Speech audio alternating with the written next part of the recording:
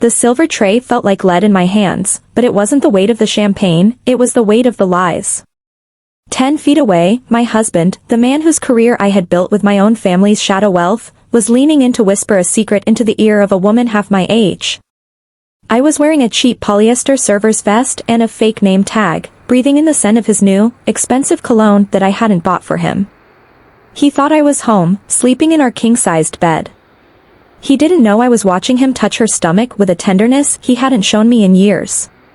He thought he was the hunter, finally free of his boring wife. He didn't realize that the woman he was calling in the help actually owned the building, the business, and every single cent in his bank account. Tonight wasn't just a gala, it was a funeral. And I was the one who brought the shovel. I stood in the service hallway of the Grand Savannah Hotel, staring at a woman I barely recognized in the flickering fluorescent light. Ava Witmore, the senior brand strategist who could command a room of 500 executives, was gone. In her place stood Ava, a nameless server in a black vest and white button-down. 3 months ago, I was living in a glass-walled world of luxury. I was the wife of Ryan Caldwell, the CFO of one of the most respected investment firms in the city. But the architecture of my marriage had started to crack. It wasn't one big explosion, it was a series of small, cold drafts. The phone calls taken in the walk-in closet. The gym visits that never resulted in a sweat.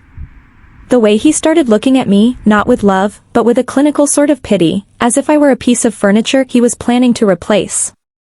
When I found the invitation to the Golden Savannah Charity Gala hidden in his blazer, I didn't confront him. I'm a strategist, I don't strike until I have mapped the terrain. He told me it was a stagged business event. Boring. Dry.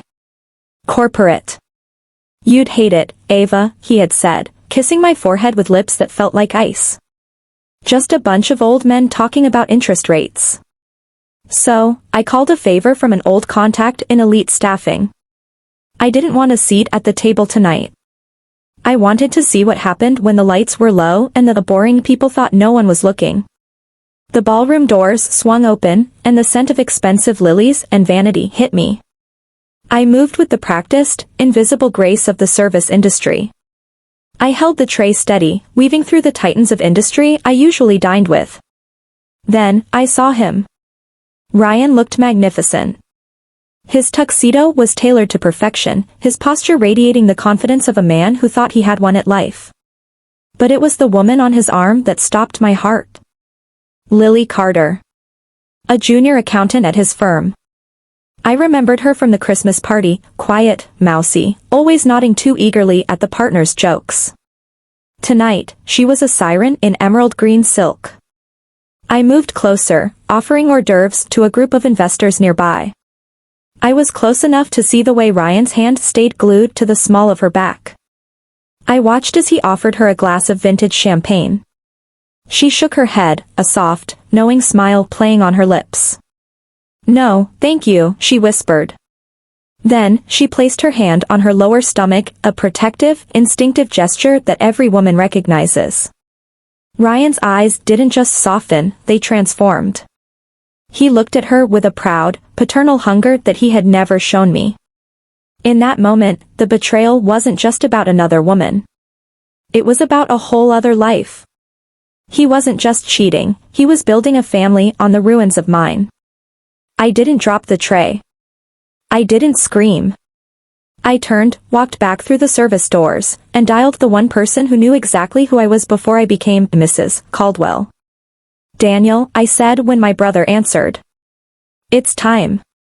"He's with her. And she's pregnant." The silence on the other end of the line was heavy. Daniel Witmore was the head of Witmore and Associates, the legal arm of our family's empire. He had hated Ryan from the day we met. "Do you want him broken, or do you want him erased?" Daniel asked.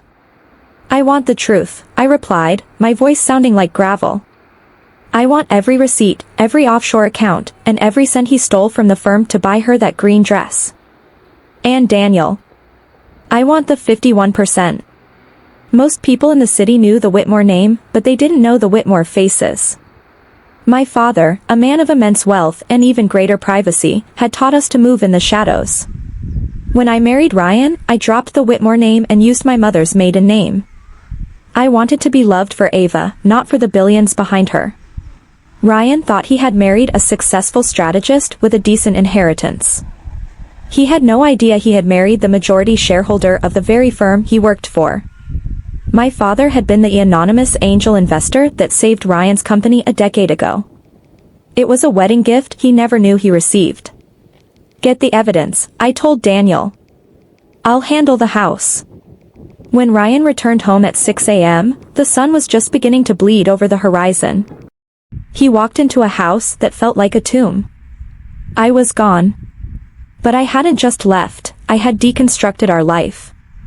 The coastal painting over the fireplace, the one my father had given me, was gone, leaving a pale, ghostly rectangle on the wall.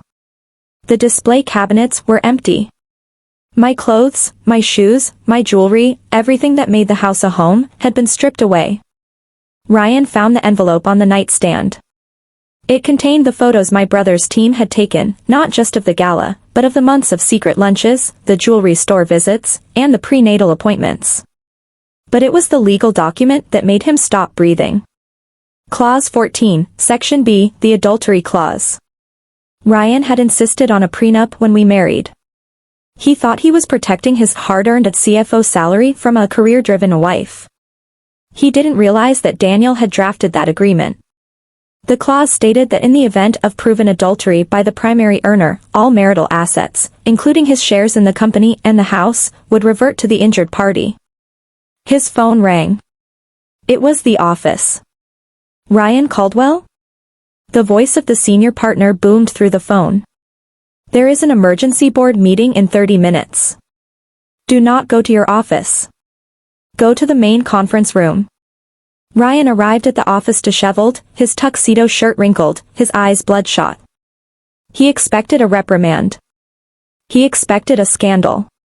He didn't expect to see me sitting at the head of the table. I was no longer wearing the server's vest. I was in a tailored black Dior suit, my hair pulled back into a sharp, unforgiving bun. Next to me sat Daniel and a team of forensic accountants. Ava. Ryan stammered, clutching his briefcase. What are you doing here? This is a private board matter.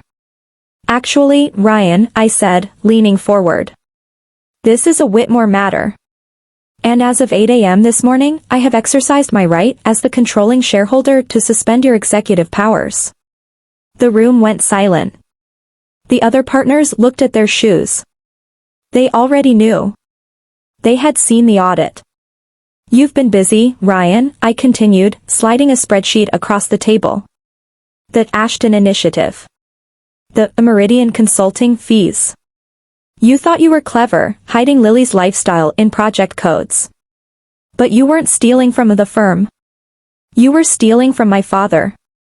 And he doesn't like losing money. The audit revealed that Ryan had embezzled over $340,000 to fund his double life. He had used company cards for 5-star hotels, a Cartier bracelet for Lily, and even a down payment on a condo in her name. Ryan turned to the senior partner, desperation in his eyes. This is a misunderstanding. I can explain the expenses. Save it for the sec, Ryan, I interrupted. We've already turned over the files. The firm is cooperating fully to avoid a federal indictment. You, however, are on your own. He reached for his phone, likely to call Lily. She won't answer, I said. Lily Carter was terminated an hour ago. And when she found out that your bank accounts were frozen and the condo was being seized as a stolen asset, well, let's just say her love was tied to your CFO title, not your personality. The color drained from his face. He looked at the men he had worked with for years, and he saw nothing but disgust. He had been the golden boy, the financial wizard. Now, he was just a common thief who had been caught by the woman he underestimated. Ryan was escorted from the building by security. He had no car, it was a company lease. He had no home, it was marital property under the prenup. He ended up in a $60 a night motel on the edge of the city, using a burner phone to try and claw back some dignity. In a fit of rage, he decided to whistle blow. He spent the night typing out every gray area tax structure and offshore loophole the firm had ever used. He sent the email to the FBI and the Wall Street Journal, thinking he would take us all down with him. "If I'm going to prison, so is she," he muttered, hitting its send. What he didn't realize was that I had already spent the last month cleaning house.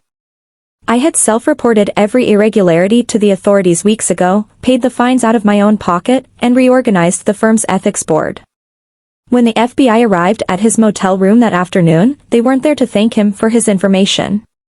They were there because his whistleblower email contained a detailed, written confession of his own involvement in every single crime. He had effectively handed them the roadmap to his own conviction. 5 years later, the world has moved on. Ryan Caldwell is serving a 7-year sentence for wire fraud and embezzlement. In prison, he is no longer the man in the tailored tuxedo. He is a number. He spends his days in the laundry room, ironically doing the very domestic work he once mocked me for. His mother sends him letters, but Lily Carter is nowhere to be found. Last I heard, she married a car salesman in another state and changed her name. I am still Ava Witmore. I took the firm public and shifted its focus to ethical investments. We are now one of the top-performing groups in the country, but our board meetings look very different now. There are no closed rooms. No anonymous angel investors. Everything is in the light. I live in a house filled with color and music. Daniel is still my closest ally, and my daughter, my real daughter, is learning that strength isn't about how much you can take. It's about knowing when to stop taking it. People often ask me if I regret the way I handled the gala.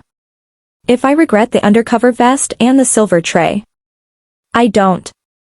Sometimes, to see the true face of the person you love, you have to become invisible. You have to step out of the light so they can show you who they are in the dark. Ryan showed me a monster. I showed him the exit. Revenge isn't about anger. It's about an audit. It's about looking at the balance sheet of your life and realizing that some people are just a liability you can no longer afford to carry. If this story stirred something inside you, don't scroll away in silence. Tap like, it tells us these stories deserve to be told. Subscribe to Vengeful Goddess for unforgettable tales of betrayal, resilience, and justice, stories you won't hear anywhere else.